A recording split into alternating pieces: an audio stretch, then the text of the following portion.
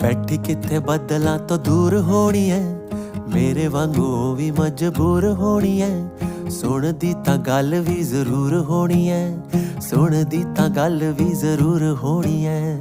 ਪਾਕ ਸੀ ਖੁੱਲਿਆਂ ਫਿਜ਼ਾਵਾਂ ਵਿੱਚ ਜੀ, ਕਾਸ਼ ਕਿਤੇ ਮਿਲ ਜਾਵੇ ਰਾਵਾਂ ਵਿੱਚ ਜੀ। ਰੱਬ ਸੀ ਉਹ ਮੇਰੀਆਂ ਨਿਗਾਹਾਂ ਵਿੱਚ ਜੀ, ਬਣੀ ਕਿਸੇ ਚੰਨ ਦੀ ਹੂਰ ਹੋਣੀ ਐ। ਬੈਠੀ ਕਿੱਥੇ ਬੱਦਲਾਂ ਤੋਂ ਦੂਰ ਹੋਣੀ ਐ, ਮੇਰੇ ਵਾਂਗੂ ਉਹ ਵੀ ਮਜਬੂਰ ਹੋਣੀ ਐ। ਸੁਣਦੀ ਤਾਂ ਗੱਲ ਵੀ ਜ਼ਰੂਰ ਹੋਣੀ ਐ, ਸੁਣਦੀ ਤਾਂ ਗੱਲ ਵੀ ਜ਼ਰੂਰ ਹੋਣੀ ਐ। ਪੱਥਰਾਂ ਦੇ ਵਿੱਚ ਜਿਵੇਂ ਫੁੱਲ ਉੱਗਦੇ, ਅੱਜ ਕੱਲ ਸਾਥ ਯਾਰਾਂ ਕਿੱਥੇ ਪੁੱਗਦੇ। ਆਪਾਂ ਵੀ ਤਾਂ ਰਾਹੀ ਇਸ ਕੱਲ ਯੁੱਗ ਦੇ, ਕੱਢਦੀ ਉਹ ਮੇਰਾ ਵੀ ਕਸੂਰ ਹੋਣੀ ਐ। ਦੇਖੀਆਂ ਨਾ ਮੁੜ ਕੇ ਦੁਆਵਾਂ ਦਿੱਤੀਆਂ, ਰੱਬ ਜਾਣੇ ਕਿੰਨਾ ਨੇ ਸਲਾਵਾਂ ਦਿੱਤੀਆਂ।